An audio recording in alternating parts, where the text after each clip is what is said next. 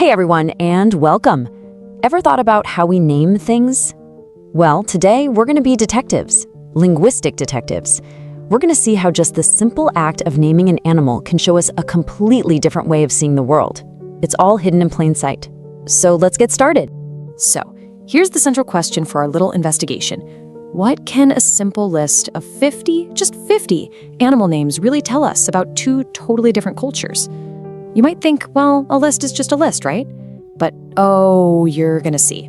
The words we pick are just bursting with history, culture, and sometimes even a little bit of poetry. And this is it, our evidence. 50, that's our magic number. All of our clues come from this one kids learning video that teaches animal names, first in English and then in Hindi. And believe it or not, the simple little list is where we're gonna find some seriously cool patterns. All right, so first up, let's look at the obvious. On the surface, what is this thing? It just looks like a tool for learning vocabulary. It's straightforward, it's educational, but that is just scratching the surface. See, the goal seems super simple, learn animal names. But the real story, the juicy part, is in how they're named. Because the second you put those English names next to the Hindi ones, you realize it's not just a one-for-one swap. The way each language actually builds the name, that tells us something really profound about how a culture sees the world. Okay, section 2. Time to put on our detective hats for real. We're gonna crack this naming code.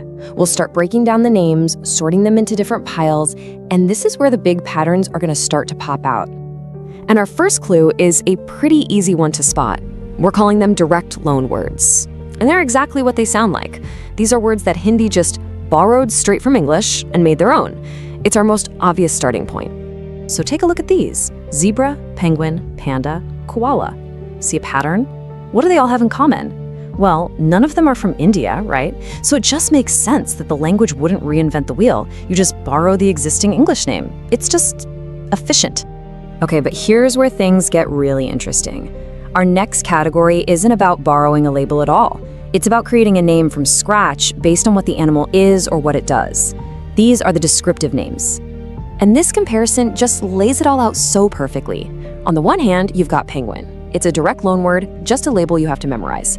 But on the other side, anteater becomes Cheeti-khor. That literally means anteater. The name is the description. It's not just a label, it's a tiny story about what the animal does. Now we get to our third and, honestly, my favorite category. This is where the names go beyond just being descriptive. They become almost poetic. This is just a beautiful window into a whole other way of seeing the world. Okay, get this. The hippopotamus. In Hindi, it's Daryai Goda. And that literally translates to river horse. How cool is that?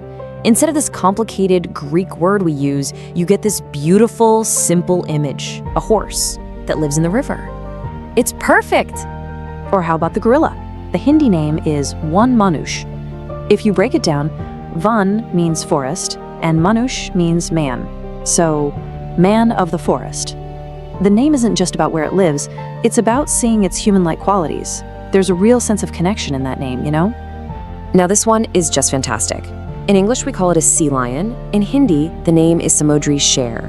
And guess what that translates to? Sea lion. It's an exact match. Two totally separate languages and cultures, looking at the same animal, came up with the exact same metaphor. It's like proof that sometimes there's a kind of universal logic to how we see and name things.